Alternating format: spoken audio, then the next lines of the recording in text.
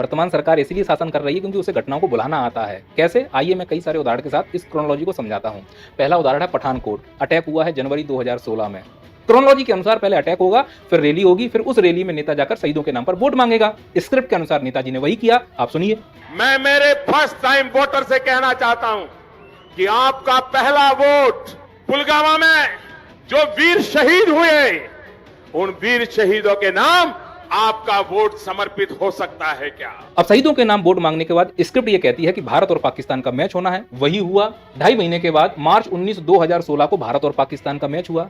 Script के अनुसार भारत को जीतना चाहिए था। वही हुआ। अब भारत जीतेगा तो अंदर एक देशभक्ति आएगी, हम झंडा उठाएंगे, शहर के विभिन्न क्षेत्रों में रात में घुमाएंगे और बोलेंगे भारत माता की जय, हमने पाकिस्तान को हरा दिया। हम भूल गए उस घटना को जो पठानकोट में हुई, भूल गए तो वो शासन कर रहे हैं।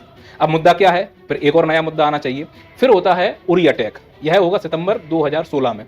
अब अटैक हुआ है। क्रोनोलॉजी क्या कहती है? अटैक के बाद क्या होगी? रैली होगी। तो हमारे नेता ने रैली की। उस रैली में क्या करेंगे? शहीदों के नाम पर वोट मांगेंगे। वोट मांगे गए।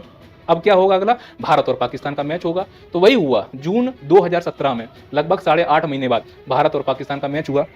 कौन जीतेगा? भारत जीतेगा। भारत जीतेगा तो हम क्या उठा लेंगे? झंडा। रात को फहराएंगे और बोलेंगे भारत माता की जय, पाकिस्तान मुर्दाबाद। फिर हम भूल गए।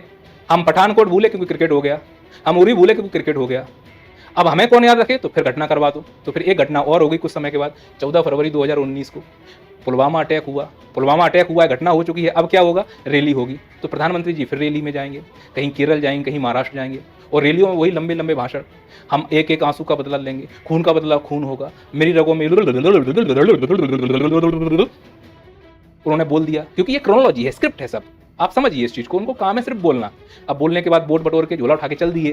फिर क्या होगा? मैच होगा। तो इस घटना के 4 महीने के बाद मैच हुआ। जून 2019 मैच हुआ। कौन जीतेगा? इंडिया। इंडिया जीत गई। हमने फिर झंडा उठाया और भारत माता की जय, पाकिस्तान मुर्दाबाद। अब भाई पुलवामा भूल गए, अब राजनीति कैसी हो? फिर कुछ ना कुछ होना चाहिए। तो भाई हुआ था ना पहलगांव।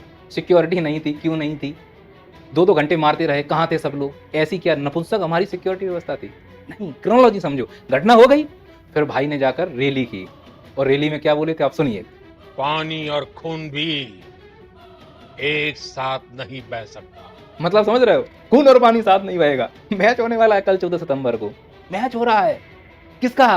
कितने महीने बाद? 4 महीने 22 दिन बाद। भारत और पाकिस्तान का। बताओ मैच कौन जीतेगा?